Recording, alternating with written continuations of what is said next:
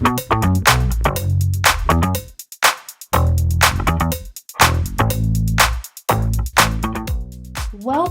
to the Center for Homeland Defense and Security's twice annual recruitment webinar. We'd like to be able to share this information, and we encourage you also to share this information with your agencies, especially your training folks. We'd love to see more of you in our classrooms. So today's goal is to give you information from our faculty about each of our programs and some of the resources. So even if you're not interested in our programs, we do have some great resources for you and your staff to become more cognizant of strategy and policy, homeland security and defense issues. I'm going to just give a little brief background of the center and how we started and what our vision is for homeland defense and security. So we started in 2002, just after 9/11. At the time, and I remember this, that, agencies were pretty siloed. And so the goal for the center was to produce a master's program in Homeland Security that could bring a cadre of multiple disciplines together to think critically about strategy and policy for Homeland Security. So we did that, and now 20-something years later, we have over 4,000 graduates from all our programs. And the thesis research, the change initiatives, the collaboration that happens here at the center. So anything that happens around the country, we're able to bring our folks together and talk about how we can better secure our communities. And that is really the whole goal of the center, is to help you and your agencies think about things differently, more critically, become integrated with our community, and really talk about the things that matter. Today, we have a number of our faculty members here, and we're going to talk about each of their programs. The first is Emergence. The lead for this program is Cynthia Renaud. Cynthia, tell us a little more about Emergence. Thank you, Heather. Hey, good afternoon. Really good to see so many people, up over 200 participants, which is wonderful. One of the things you'll find about CHDS is that the Center for Homeland Defense and Security has something to offer for every person at every stage of their career. So the program that I lead is for participants and practitioners who are in the first half of their career, and I'll describe that in just a quick second. But what is Emergence? It's got such an unusual name and an unusual title to it that you might be thinking to yourself, what is this program all about? Emergence is a 6-month graduate level program that blends both academic content and private sector business models around innovation, ideation, and entrepreneurship in order to make change and change agents in the Homeland Defense and Security enterprise. Of the many great things about Emergence, it's mutually beneficial, not only to the participant who's in the program, but to the organization that sends them, because each participant produces a change initiative as their capstone project. And that is of great benefit to the organization that allows them to attend the program. Participants earn 8 continuing education units from Naval Postgraduate School, and they join us for 6 months. We're split into 4 sections: a distance learning of about 2.5 months, a 1-week in residence session, a second distance learning period of 2.5 months, and then a second 1-week in residence session.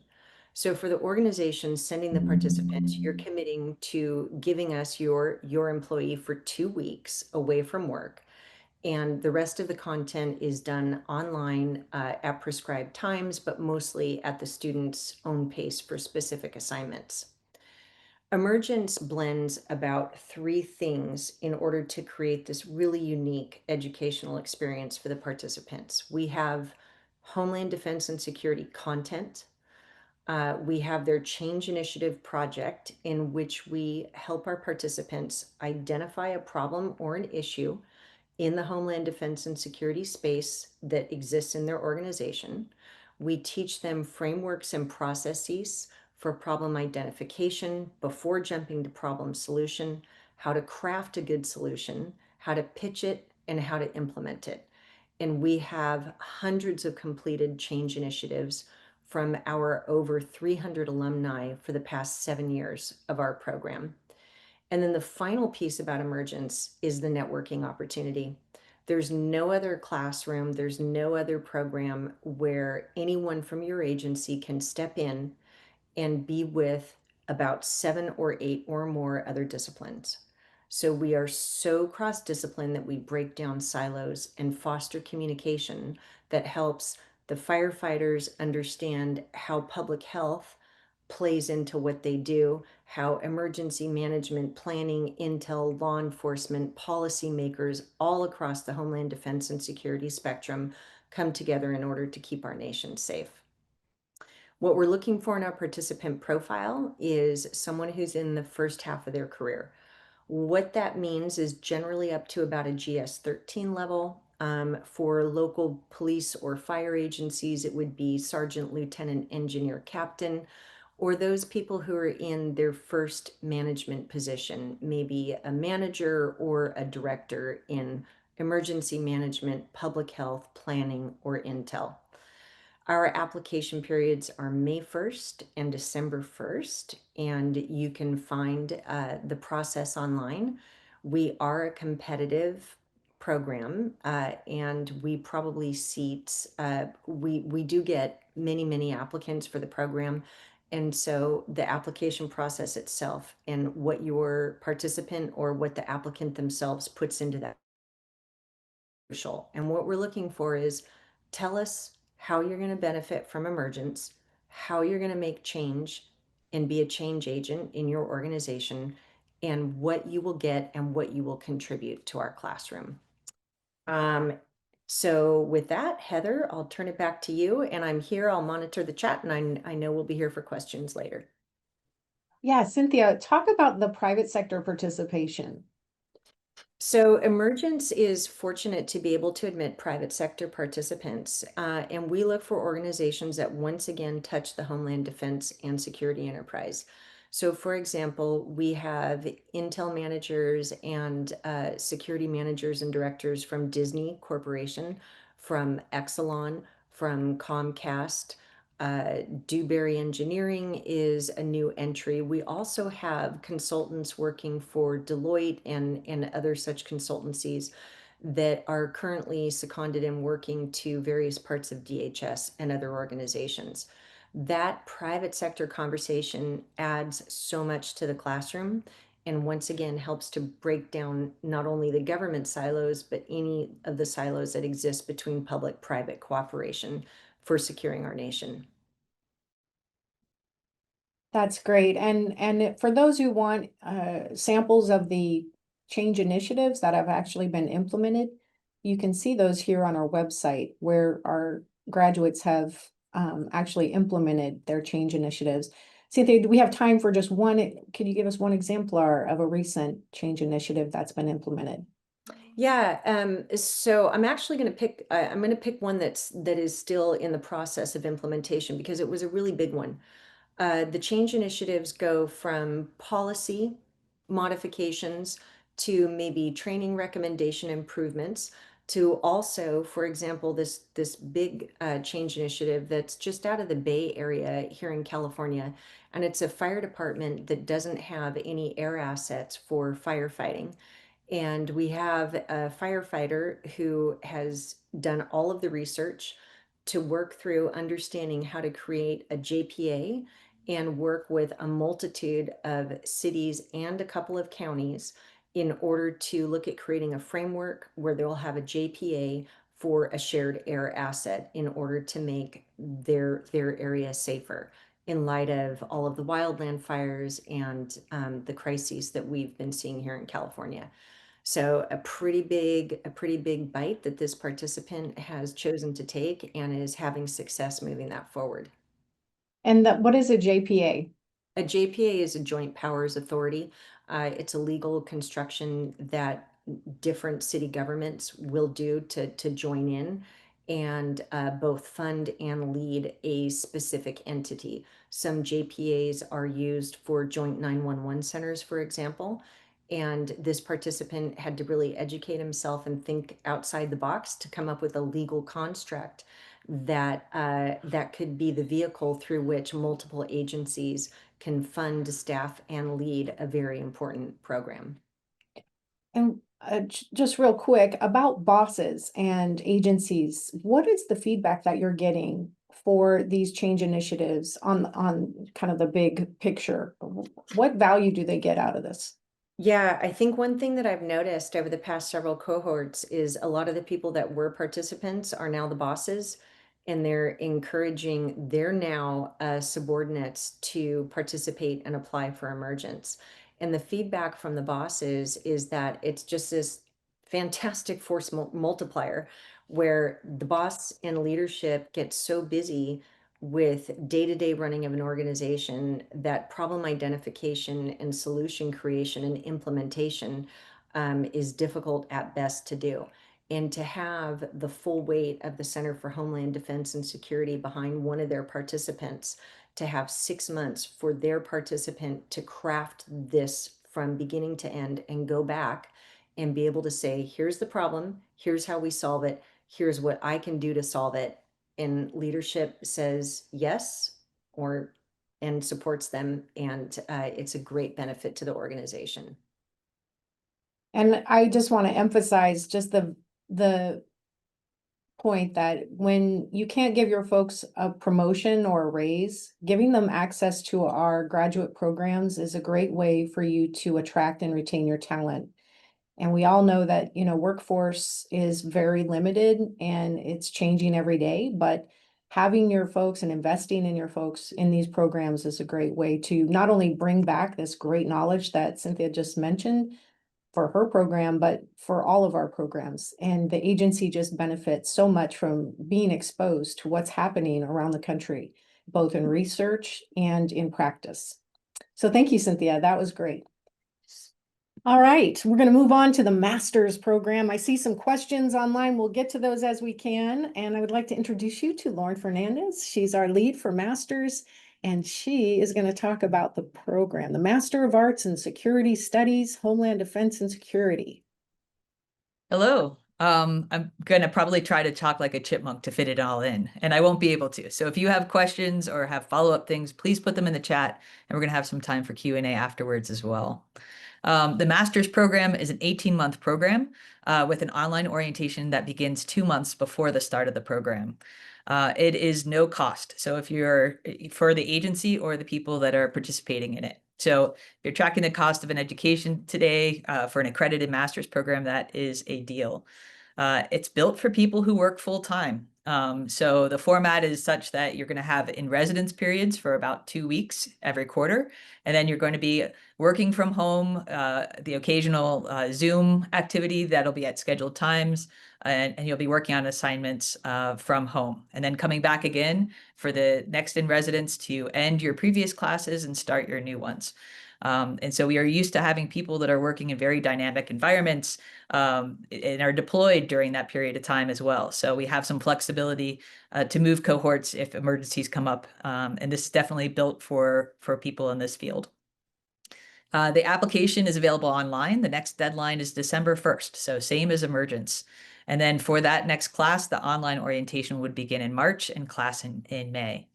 To be eligible for the master's program, you need to be employed full-time by a local, state, tribal, territorial, or federal government agency, or the U.S. military.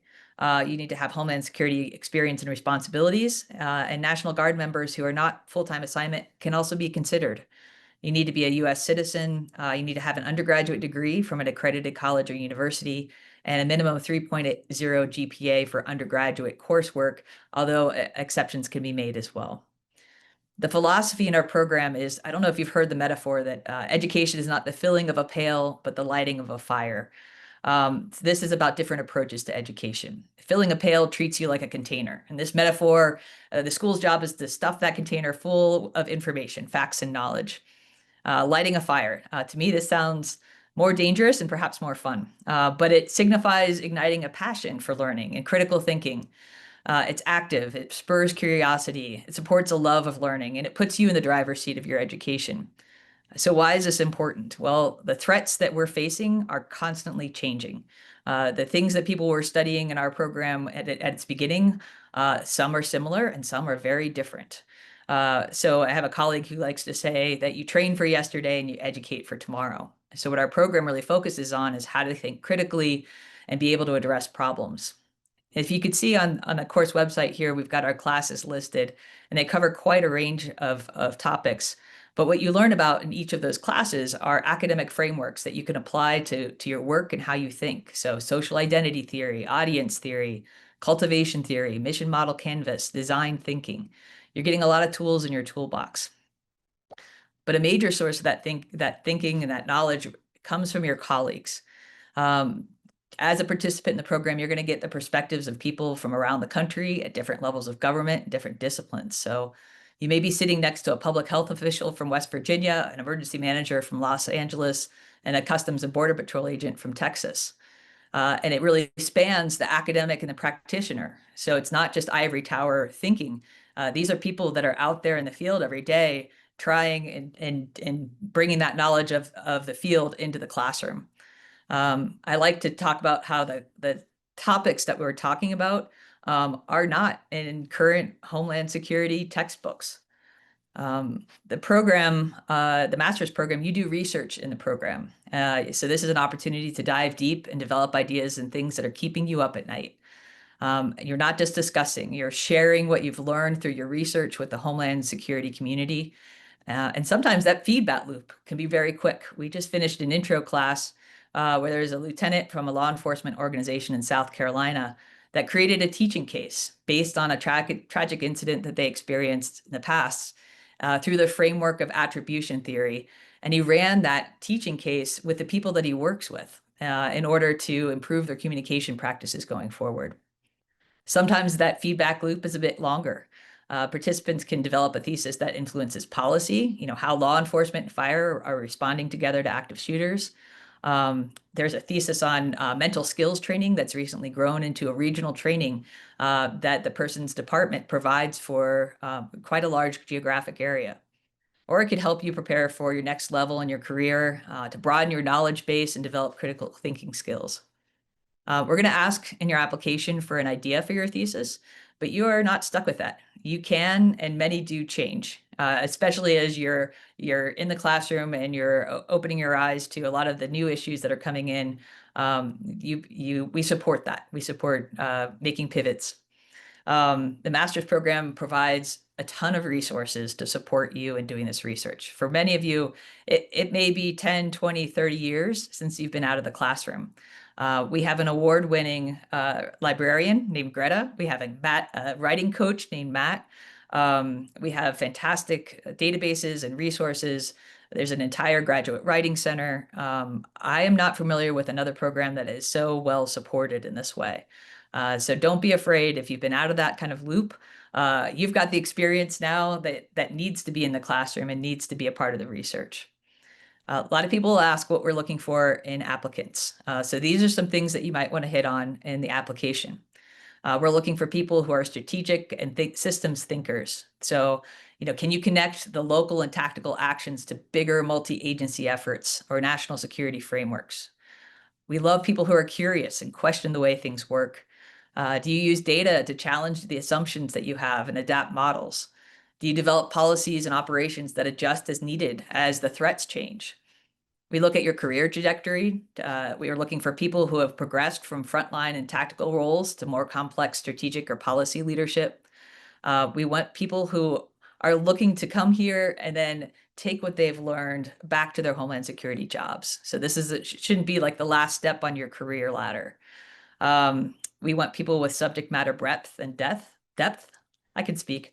Are you working across organizations? Are you working in different Homeland Security mission areas like critical infrastructure, large event security, WUI fires, things like that, human trafficking? Communication and writing is definitely a part of this. And we were looking for people who can write in a clear way, that are able to reflect openly on failures or unintended consequences. They could frame their problems with nuance and acknowledge trade-offs. We do get a question, can you use AI in the development of your application? Yes, you can, but you need to disclose how you're doing that. That's part of the application. So make sure that you do that if you use AI tools. Looking for people that have a reputation of being thought of highly by their peers and their supervisors. And that really comes through with your recommendation letters. Are they speaking personally about your accomplishments and who you are? That's very helpful. And we're looking for people who want to contribute to the dialogue for greater understanding. So not only always on send mode, but are listening and absorbing and being part of that community. We're looking to develop classes that aren't all law enforcement, are not all fire, that represent a variety of disciplines from a variety of different governmental levels and a variety of different places around the United States. And that's what kind of really makes it special. It's a competitive program, so you can apply multiple times. If you are applying, my biggest advice to you is talk to Heather. She's got mentors that you can work with, but also change things about your application. If that first application didn't make it through, what can you enhance? What can you talk about? What new experiences have you had since the last time you applied that might help boost what you're talking about in your application? But I think that's the skinny on masters, and I'll look forward to your questions. Awesome. And I do want to just emphasize that, most of our folks are responding every day. And I get a lot of questions about, the approach for the master's essays. That's 5 essays for the application. And they're really meant to draw out of you how you think about problems rather than the solving of the problems that you do every day. So how do you identify problems? How do you evaluate them? How do you synthesize information, meaning comparing, contrasting, maybe how some agencies do it better or worse, just to provide us with the knowledge that you can think critically and that you're actually engaged in other areas of Homeland Security than just your agency. So the more emphasis that you can provide to us in your essays about how you integrate with other agencies at the strategy and policy level. Remember, we're not tactical or operational. There's lots of other great programs that do that, but we're all only strategy and policy here. So talk about those things and not so much what we can do for you, but how can, like Cynthia mentioned, for all our programs, how can you really contribute? What are the things that drive you? What are the issues that really you want to discuss and learn more about so that and what are you expert in that maybe you can help our classroom understand better? So what are you going to bring to us? And then what are you going to do with that education? How are you going to implement that? Many master's programs around the country, they're awesome, but we really want you to implement what you've learned. There's an expectation here that this is a very intense program, and we want you to implement what you've learned so you can make the country safer, and that we can share that with other agencies who may not be able to be in our classroom. So just really an exciting opportunity for those who are up for the challenge. Sometimes I like to say that we're like the Marines of Homeland Security. It is tough. I'm sure Lauren can tell you all the different stories of how people learn to manage their time so that they could do the program well. And that's really, I think, the key after doing this for 20 years is really people need to be able to manage time. You're taking 2 courses at a time for 2 weeks at a time, and you're writing a thesis. So it's 18 months and it's difficult, but it's so worth it because at the end of it, you have a degree that is internationally renowned. It's conferred by the Naval Postgraduate School. And when jobs are tough and there's very competitive, maybe promotions are tough and competitive, having a degree, a master's degree from us does make the difference. And I've seen that over and over. I can actually provide evidence of that. So thank you, Lauren, for all that great information about our master's program, and appreciate everything you do to help our students get through that gauntlet. We're going to turn quickly now to the Executive Leaders Program and bring on LaShawn Hanna. LaShawn, welcome. Hey, everyone. So just right up front, I want to point out one distinction for the Executive Leaders Program, or ELP. And it's not called the Executive Leadership Program. It's deliberately titled the Executive Leaders Program. So we don't teach Leadership 101. This isn't training. This is executive education. So It's designed to bring together current leaders from across Homeland Security and Homeland Defense. So people who are already responsible for setting strategic direction and making high stakes decisions for their organizations. So here's what the program looks like. Each year we select 2 cohorts. Each cohort meets here in Monterey for 4-day in-residence sessions about once per quarter. So across the year, that's 3 in-residences. And if you talk to previous alums, that used to be 4 in-residence. We recently changed it to 3 in-person sessions here in Monterey. But in each of those in-residence sessions, so we explore the most pressing issues facing Homeland Defense and Security.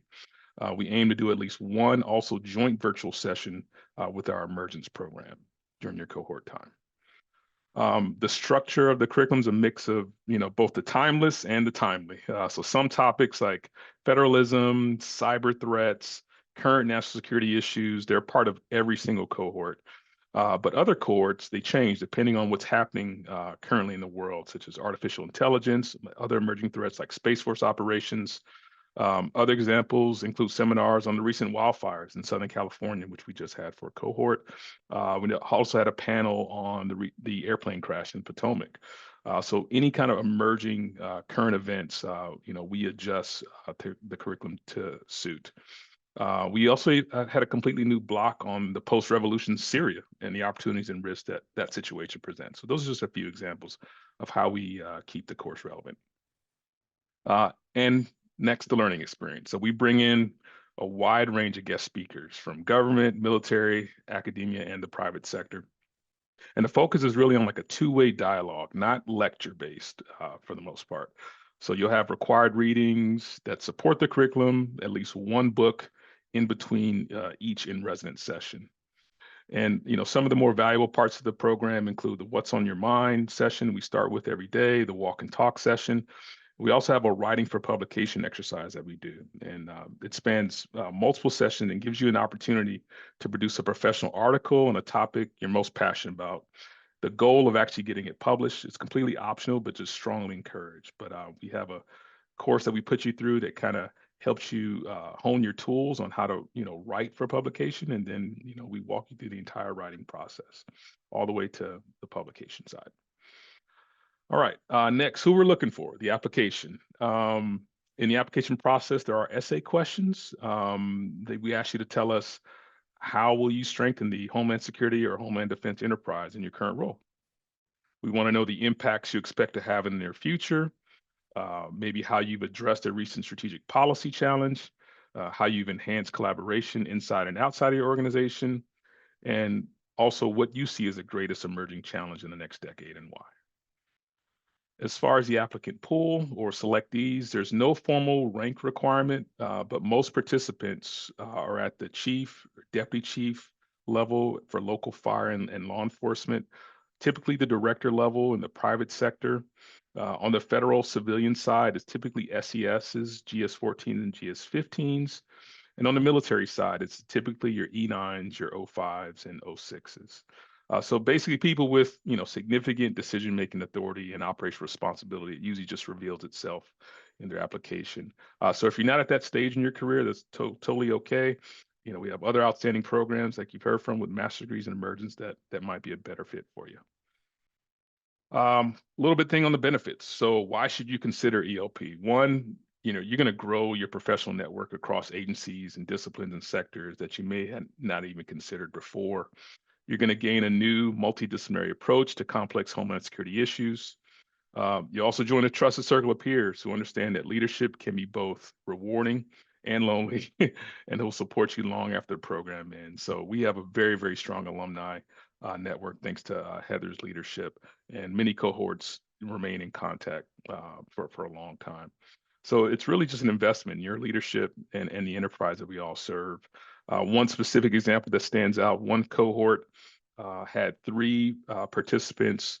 One was from the Coast Guard, one was from the Diplomatic Security Service, and one was from the public health sector. And they were all in the Bay Area region, and they were preparing for the Asia Pacific Economic Cooperation Summit.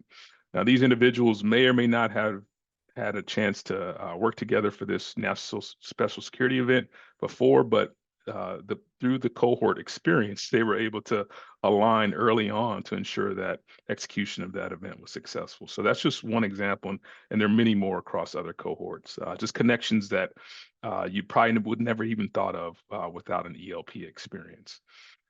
So, in closing, if this sounds, like the right next step in your professional journey, I'd be happy to answer other questions, point you towards our application process. We're looking for people who are ready to challenge themselves, contribute to the conversation, and shape the future of Homeland Defense and security.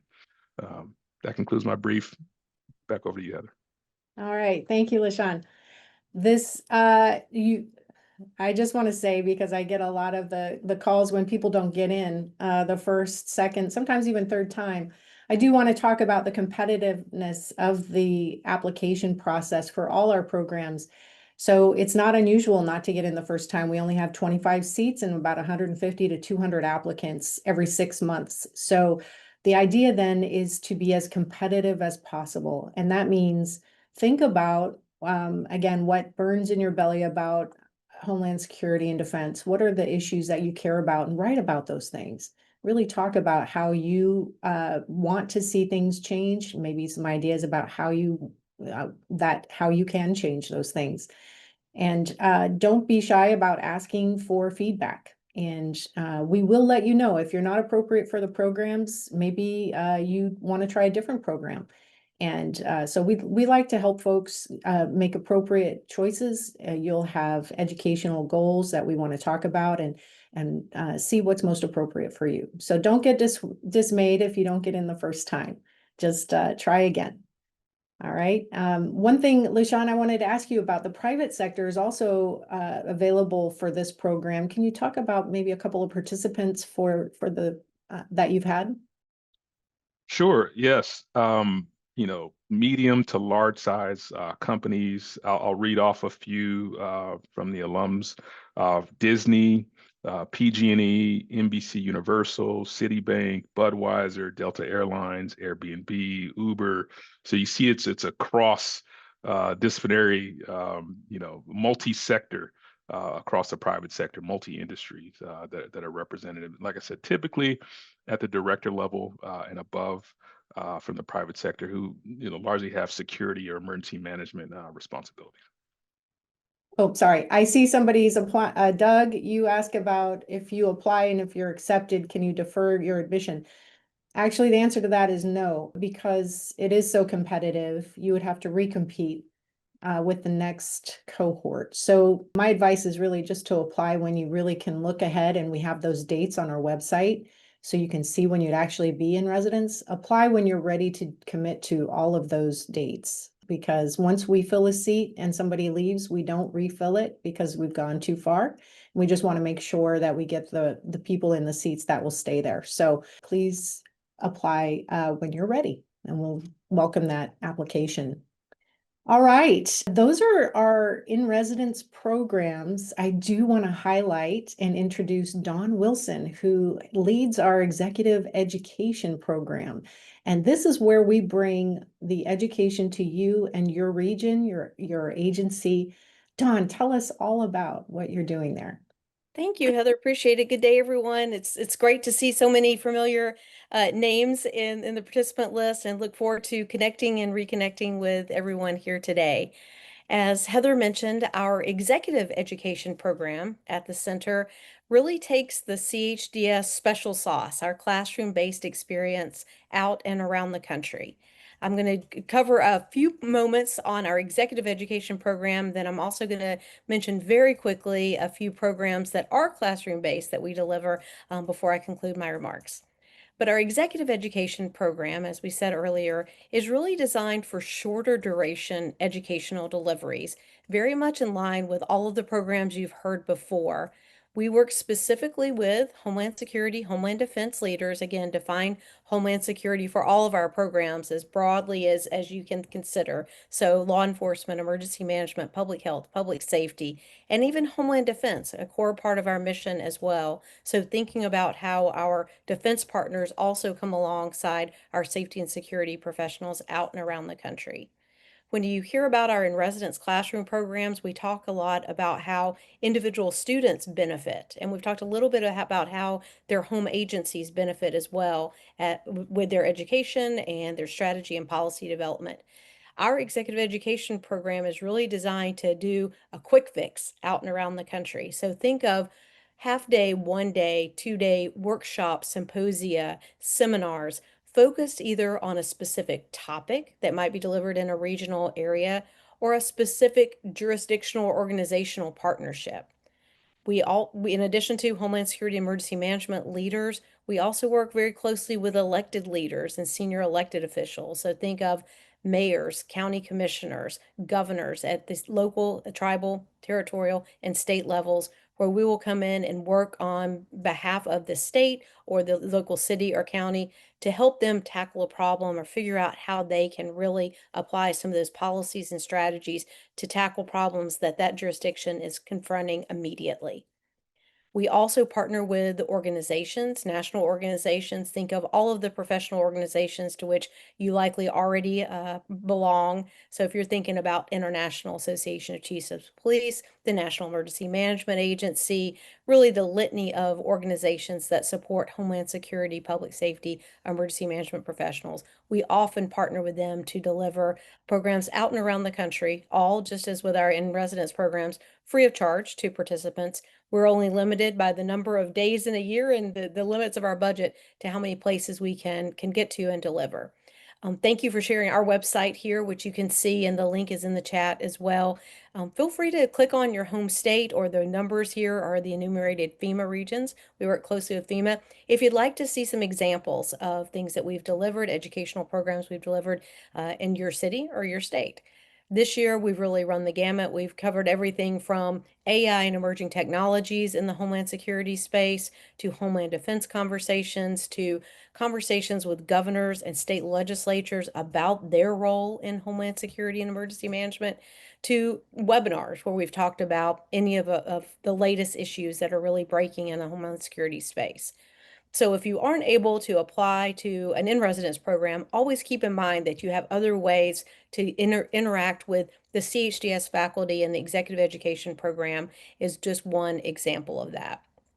I'll quickly mention on our website that's up now, you can also click on a document that will link you to the executive education program offerings. Really will walk you through how we decide to build an event with you. So if you reach out and contact me, or you contact Heather and say, my city, my state, my agency, my organization would really like to work with CHDS, these are the questions we would start with you. Really would identify your objective, your audience, your goals, your outcomes, and then would walk through the best delivery format for you. So every event we deliver, which is usually somewhere between 60 and 70 events a year out and around the country, is tailor designed for the audience and the objective and the most current information, policy, and strategy conversations that are happening.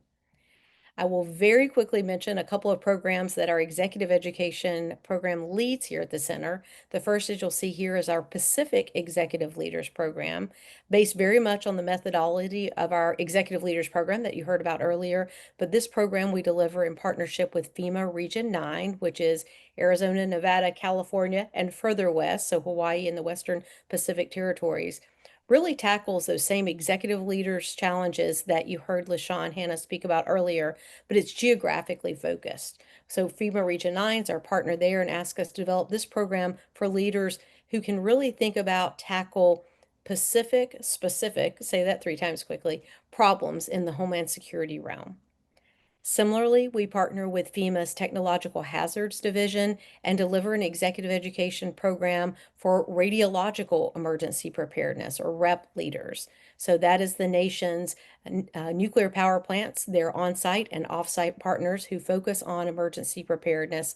Again, looking at those same policy and strategy challenges, but really talk about uniquely what it might mean to not only secure a nuclear power plant, but also to work with your community and your interdisciplinary and interagency partners to make sure that the city and the county surrounding those areas are as safe as possible. I'll finally mention another partnership organization that we help lead in the EEP, or Executive Education Program, and that's our University and Agency Partnership Program. part of the center's core mission from the outset 20 plus years ago was to not only educate our students in the classroom, to partner with these senior leaders out and around the country, but to also create a community of practice across the broader academic community. I saw some questions earlier in the chat about opportunities for DHS Centers of Excellence. This is usually our interface with them. That is a partnership program that we operate that has 400 plus organizational, educational, institutional, and academic partners that really focus on the leading content that we need to have, not just at CHDS, but really in the broader academic interagency out and around the country and around the world. So we share a lot of our curriculum, our programs there. There are some self-study programs that you're going to hear about momentarily that we lead at CHDS, but really use our UAPI, that University and Agency Partnership Program, to make sure everything that we're developing here at the center is shared more broadly with you, your organizations back home, so you can factor that into your educational and academic pursuits, as well as some of your training opportunities as well. So I'll conclude my remarks there. I know I threw a lot out at you. Please reach out. I'll put my contact information in chat here. And don't hesitate if you have questions about any of these shorter duration deliveries or any of those in-residence programs in the Pacific, or for our radiological emergency preparedness leaders or university and agency partnership. Please don't hesitate to drop a question in chat or reach out to me or to Heather anytime. Happy to follow up with you on those. Dawn, thank you so much. You do so much around the country, and we really appreciate that work.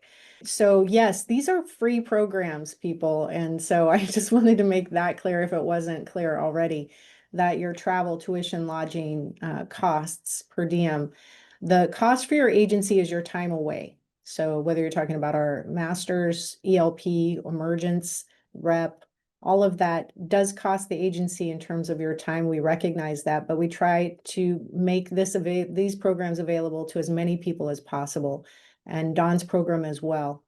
So I do want to turn to some of our resources, but I do also want to say that we have had over 4,000 local, state, tribal, territorial, and federal leaders, military, private sector, this community that we're building here at CHDS.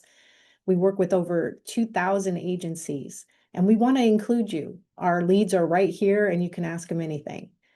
With that, I'm going to turn it over to a talk on our self-study courses with Lauren Fernandez.